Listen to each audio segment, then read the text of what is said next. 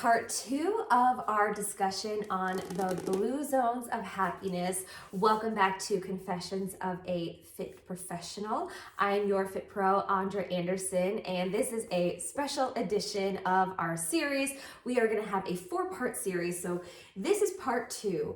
If you haven't seen or listened to part one, go ahead back and find that. That really introduces the concept of the blue zones, introduces the book and the plan of attack for our series.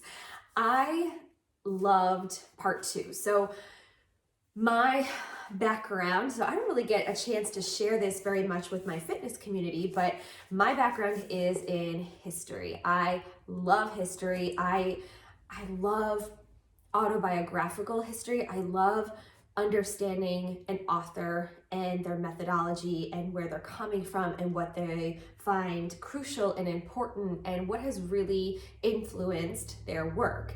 And I found a lot of that in part two of the Blue Zones of Happiness. So part two goes through 3 different locations that a whole team of researchers, including Dan Buettner, visited and met with individuals and followed them and looked at happiness in these particular areas. So the 3 locations, we start in Costa Rica, we move to Denmark, and we finish in Singapore. So really 3 very different communities, but every single one of them kept coming up as one of these blue zone areas, one of these areas where people were living beyond 100 years old.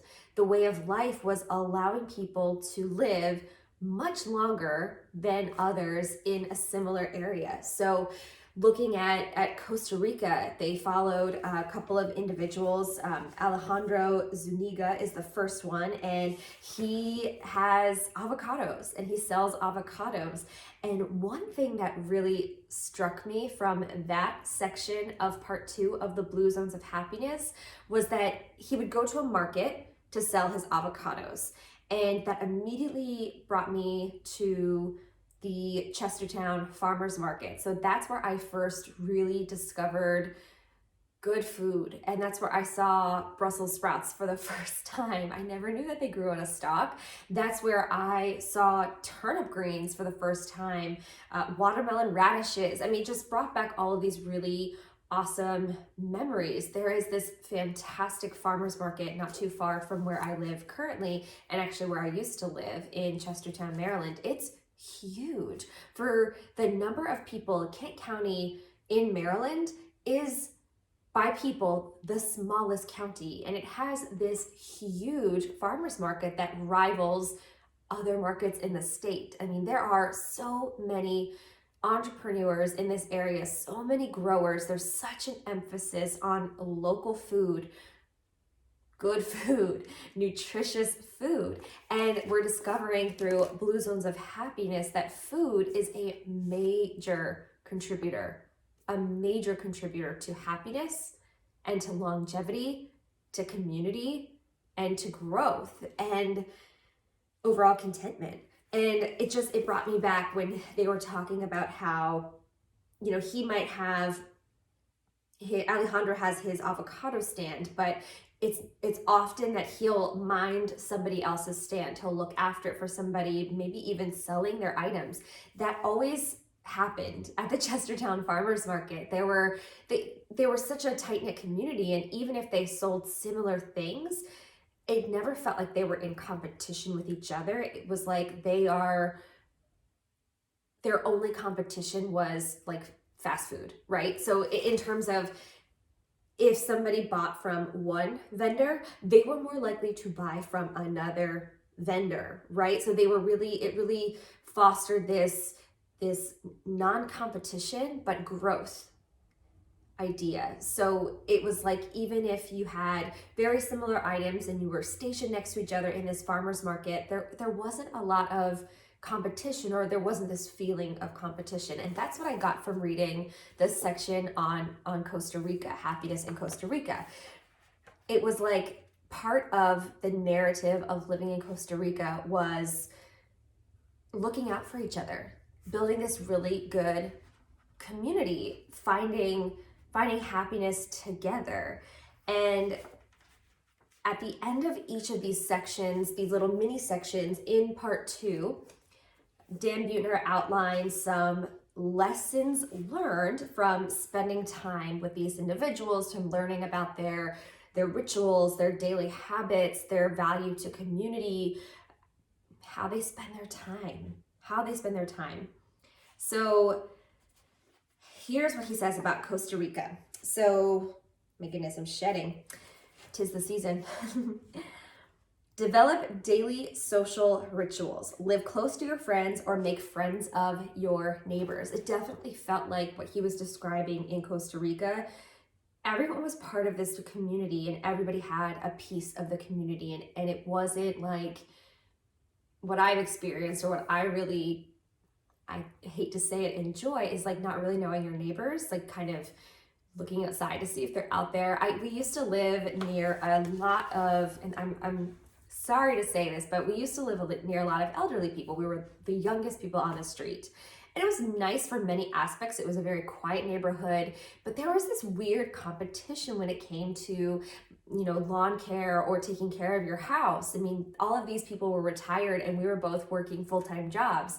And, my husband is very into keeping a nice appearance. I mean, our yard, it's fantastic. He takes such good care of our area, but, he couldn't compete. And it was like, it fostered this, if you're not mowing your lawn every day, why are you here? If you leave your trash cans out for an hour after the garbage man comes and gets your trash, like that's not good. It was kind of like having an HOA. So it wasn't a bad place to live. It was a great place to live. It was just weird. And it didn't feel like looking out for each other. But this community in Costa Rica that is described in the book felt like people were really genuinely interested in each other's well-being and taking care of each other. And I think that's one of the keys in that area for longevity, having a whole village of people take care of you. So Costa Rica, live close to your friends or make friends with your neighbors, have happy hours, potlucks, backyard cookouts. And it basically says that people are happiest on days when they socialize for 5 to 6 hours. 5 to 6 hours. Okay, from Costa Rica, enjoy special little days. Join a book club, a walking club, a Bible study, or if there isn't one, create it. Set it up with your most committed friends and make it a ritual, make it a habit. Set the time aside to have those bonding moments. And not just with your immediate family, with the other people in your community. Establish weekly family rituals. So Costa Rican families traditionally gather for meals on Saturdays or Sundays, like a late lunch. It includes everybody. Definitely a big thing growing up was dinner. Sunday breakfast was a big thing. Friday night dinner was a big thing. We had dinner as a family more often than not. And I think that was really a vital part of growing up. Eat together at work. This is a big one. Raise your hand if you work in a job that requires you or allows you to take a lunch. So apparently you are required to take a lunch if you work an 8-hour shift, but I don't. I usually will have a smoothie for lunch and I kind of drink it as I go. And this is saying to take the time away and eat lunch with other people. I find often, so I work in a school environment. I don't work for a school, but I work in a school environment. I find that some teachers will get together and eat together. Some teachers will host like a lunch bunch group. And some teachers, as I discovered today when I was handing out passes to meet with kids, will shut off all their lights, lock their door, and sit in the corner. So they're saying the key to happiness in Costa Rica is to take the time to have an actual lunch and to eat with people that you work with. They also really value humor, so they do a lot of jokes to reduce stress. They're very into their faith, and they eat 6 servings of fruit and vegetables a day. Here it comes back to the food. Food is really essential to longevity, so they're really focused on fruits and vegetables. This one also says shop for groceries daily, so they followed the individual who I've already forgotten his name. Alejandro with the avocados. They followed him, and they had these markets. I guess in my mind I thought it was a weekly market, but it could have been a daily market.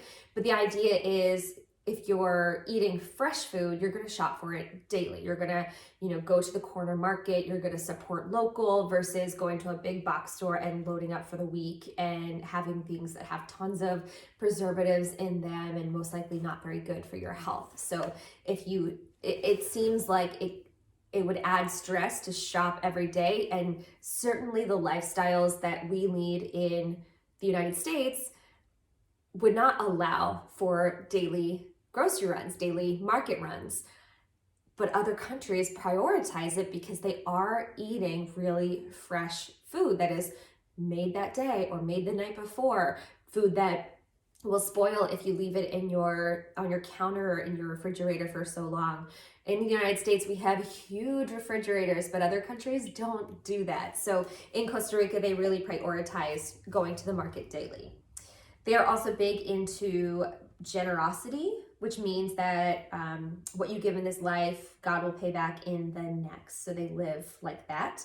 The big thing with Alejandro with the avocados was that at the end of the market, if he had avocados left, he gave them away. He gave them away. And yes, he preferred to get paid for the avocados that he spent time growing and pulling and selling, but he would give them away. So this big generosity idea. And then he calls this thing the Cartago Code. So Cartago is a city in Costa Rica, or a town in Costa Rica. And then this talks about the code of conduct at the Cartago market, where people would look after each other's booths. They would look each other in the eye, say hello, ask how everybody's doing. They had nicknames. They kind of created this really great community for themselves. So in Costa Rica, the big thing when you look at the blue zones, so in the first session, we talked about the blue zones of happiness and the three different areas, which were pride, purpose, and pleasure. I don't know. Do you think pride, purpose, or pleasure for Costa Rica? Which one of them do you think they prioritize? I would say pride in terms of community and in terms of really nurturing relationships and looking out for family. Purpose, maybe in terms of like generosity, like giving back, and you'll get more back. I think those are the ones they prioritize. Okay, Denmark is the next one. So interestingly, for Denmark, Dan Buettner starts by following a couple of individuals from, I want to say Latvia, from a small Eastern European country. And there are these two individuals who are just not happy in their location where they are. And somehow each of them get the opportunity or the idea to venture to Denmark. So in Denmark, taxes are high. So people don't make a ton of money, but the taxes that they pay for will allow for healthcare, will allow for education. So they don't pay for those things. So it kind of evens the playing field, whereas in the United States, education is seen honestly as a business, and there's a ton of competition because it's like, two schools might offer the same thing, but this one will give you these connections and this one has this alumni. So they really are competitors. Whereas in Denmark, it's sort of this idea of education for those who are willing and want to take the time. And hey, by the way, your taxes are paying for it anyway, so maybe you want to take advantage of the education.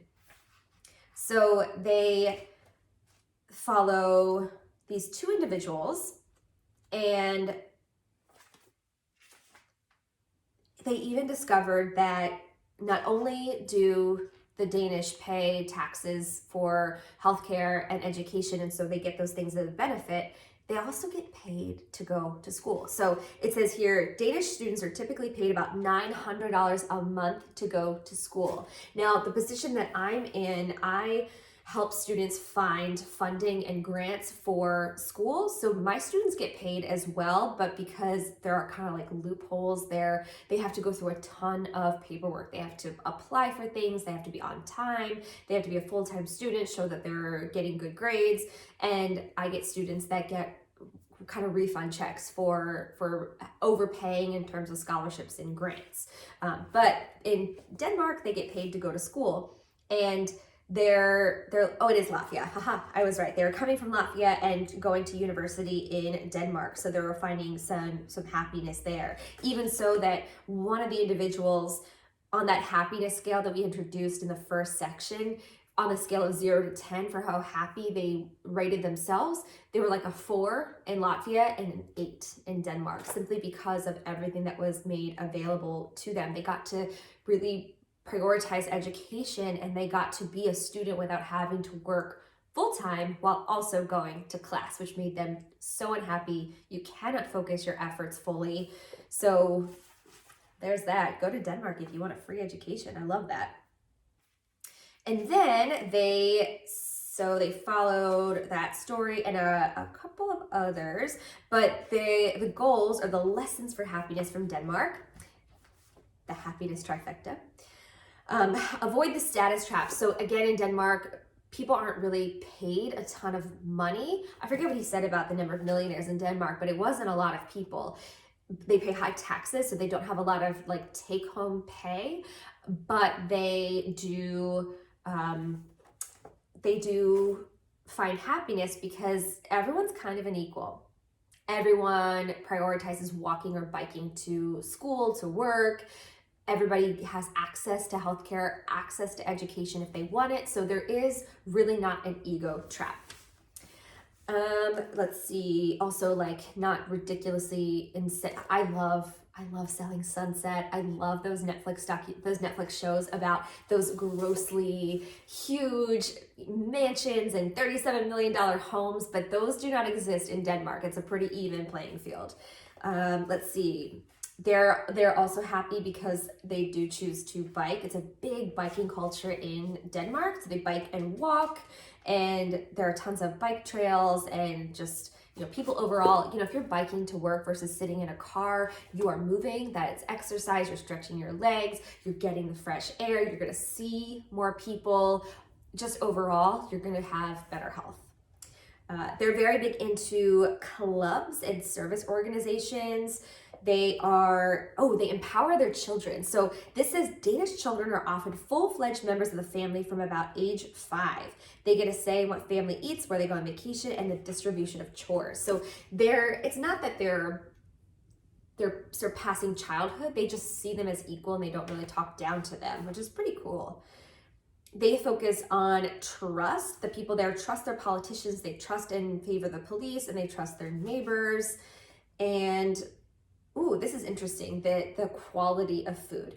Denmark has more Michelin star restaurants than any other Scandinavian country. So they like organic, locally sourced foods, things that are exquisitely prepared. So they take a lot of pride in their food. They take time in school. Some of them don't start school until age 6, and they don't often end their academic careers until age 30. I often feel like in the United States, and I work in education, my entire career has been based in education, it feels kind of like a factory, right? You go in at age 3, sometimes age 2, which blows my mind. Age 2, age 3. Truthfully, a lot of kids are starting school earlier because both parents or both guardians are working full time, and it's either go to a free school or pay thousands of dollars for daycare. I get it. So you're starting at age 2 or 3, a full day. I mean, I read books every Tuesday to 3rd grade, to pre-K. They're in school every day, 3-year-olds in school all day. I think it's wild.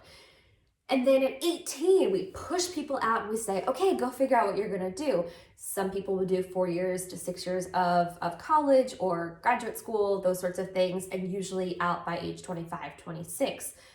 Thinking about what the heck am I doing? But here, people take their time in Denmark. They get to take their time. They take 6 weeks of vacation. So that's a huge thing in other places in the world, which I love. They are very serious about shutting shutting down. My work just developed this policy, and I think it's pretty similar to other places. We have our set federal holidays that we get our business is closed, but this year or starting next year, we're gonna have 2 floating holidays. So people can pick which holiday, if they wanna take like a Christmas Eve or a high holiday or, the day after 4th of July, whatever they wanna use it for. And I love the flexibility, but there's something so awesome about knowing that your entire organization is sleeping and nobody's going to be emailing each other. Nobody's going to be reaching out to each other. You're not worried about, oh, does so-and-so have what they need to complete a task? Are they going to be asking me questions? If it's all shut down, I love that feeling. I love it. But the Danes take 4 weeks a year to travel and sometimes even take 2 months off. That's awesome. I love the idea of shutting down. The whole month of July should be a shutdown month. I said it.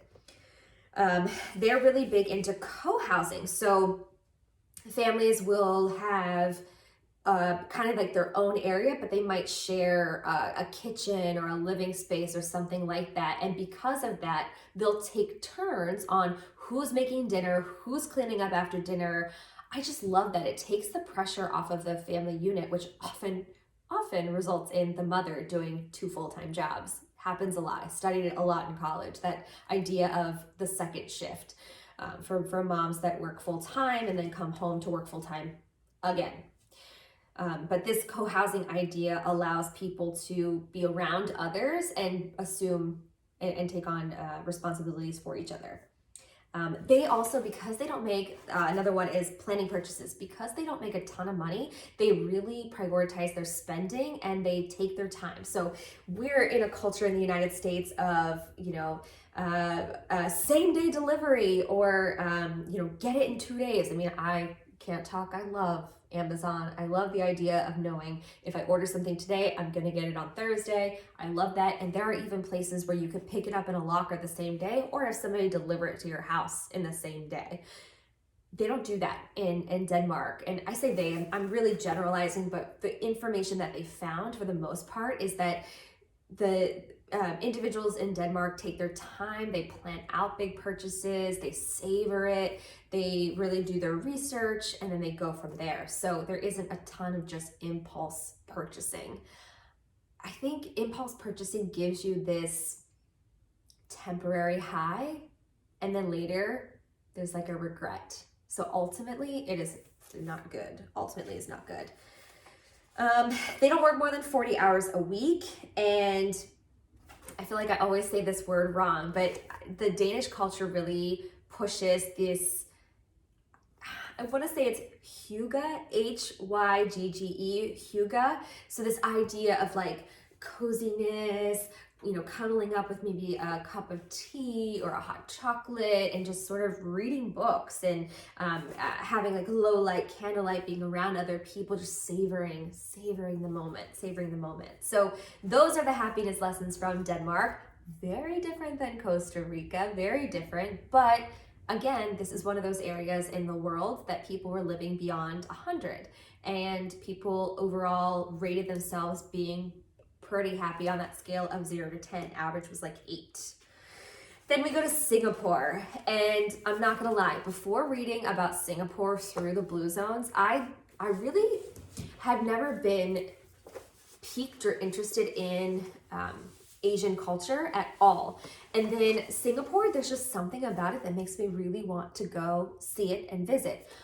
First of all, I had no idea that Singapore was a total planned city that began in the 1960s. So they're not even 100 years old yet. Not even 100 years old. So, going back to the second section, Denmark, whether they do purpose, pride, or pleasure, I think they're much into pleasure in Denmark. Okay, so then we go into Singapore and we follow Douglas Fu, who works 14-hour days. He is a millionaire. He is one of the lucky few people that gets to drive a car. So apparently in Singapore, not everybody has cars. There are really high costs associated not only to purchasing the car, but the ability to get a license and then drive that car. 3 separate costs. The United States has 3 separate costs too, but it's like a couple $100. Average person pays $500 to $700 a month for a car. These are like 6-figure cars in Singapore. So not many people are able to afford them. However, I do think they said 1 in 8 people were millionaires in Singapore. I need to fact check myself, but I'm almost positive I read that 1 in 8 people were millionaires. So there's a lot more money in Singapore. And if you would look at where he was in Denmark and the Cartago in Costa Rica, these just appearance, 3 very different places. Singapore has the high rises, it's very modern, very metro, busy, all of those things. So he follows this Douglas Fu and his 14-hour days, and you know, all the time that he spends, there's so much just pride and purpose in what they're doing. And then he talks about what they're really into. He kind of likened it to the idea of keeping up with the Joneses, except this is like a whole other level. So they really put a lot of investment and interest into material items. But he did have a scene or a moment where Douglas Fu took him out to sushi, and then they went on a bike ride afterwards, which he thought was just seemed out of the ordinary for everything that he was seeing. I mean, he has this really expensive car, and all of a sudden they're getting on a bike, which I thought was interesting. But so overall, just from what he learned, in Singapore, they favor security over unlimited freedom. So they have a ton of rules. There are so many rules to this planned city, this planned country in Singapore. So they rules like from where they can walk on the sidewalk to where they can smoke to where they can put their hand on an escalator. Their small crimes carry really heavy penalties. So there's a ton of rules, but it seems like people enjoy the rules for the most part. It creates a safe place. They are really into their values, so they focus on harmony within others versus your own individual goals, making the family proud, respecting the elders and authority, achieving a certain level of status. That's important to the individuals in Singapore. They get a break in taxes or in housing cost if they live near their elders and their family. So they really want people to prioritize living near family. And I think ultimately what that does is it reduces costs because they know that family is probably going to end up taking care of each other. They really value trust. They have one of the best healthcare systems in the world. Most residents do have to pay to get it, but they get more flexibility with doctors and better hospitals and things like that. They really value money. They value working hard, saving money, investing wisely, and building wealth. They value it. And I'm pretty sure, 1 in 30. I said 1 in 8. I was trying to make them all millionaires, but 1 in 30 adults in Singapore is a millionaire. 1 in 30. So, and again, you know, different values, but some people equate wealth to happiness or feel like they can't have it without it. So 3 different places, 3 different sets of values, but every single one of them has people that live over 100. So I think what it really boils down to is figure out what works in that part of the world and lean into it. So, you know, if we were to set out to try to create the perfect community, the perfect happy community, and people that live to be 100, we could take elements from all 3 of these, but it would probably fail. You really need to develop your own identity and really find purpose and what drives and push forward. So I think where he was in Costa Rica, they really valued family, they valued closeness, they valued community. I think in Denmark, they valued education, they valued not having an ego, simplicity. And in Singapore, they valued wealth and building wealth and generational satisfaction and making your elders happy. So this section was so fun to read, so fun. And looking at, so those are just 3 of the different places that they researched and really looked at, but there were tons more places. So he took a lot of what he learned and found all of these different lessons. So he thought that places would be happier and more prosperous with their citizens if you lived in a place that promoted volunteering and service, focused on making general happiness, group happiness, investing in education, allowing people to make life decisions, teaching life skills in schools. That's one thing we definitely need to do. Providing free healthcare, prioritizing prevention in healthcare, supporting families, all of those different things. And I loved reading it, and I cannot wait to dive into part 3, which is Happier by Design, which we will investigate for our next session. But if you are following along and reading, or maybe you weren't following along and this has inspired you to pick up this book, oh my gosh, please do. It was just so fun to read and absorb and learn. I just love learning about other groups and cultures and their priorities, and I'm excited to dive into part 3. This will be fun to check out. So join me next week for part 3 of our Blue Zones of Happiness, where we dive into Happier by Design. And then the 4th part will be kind of the conclusion. So this part is probably the longest, the biggest chunk to dive through. So we'll try to break it down. Maybe I'll split it. But if you're following along with me, we'll go into Happier by Design with our next episode. Thanks so much for joining for this week, and I look forward to getting happier with you, reading our Blue Zones of Happiness, and I'll catch you next time. Bye.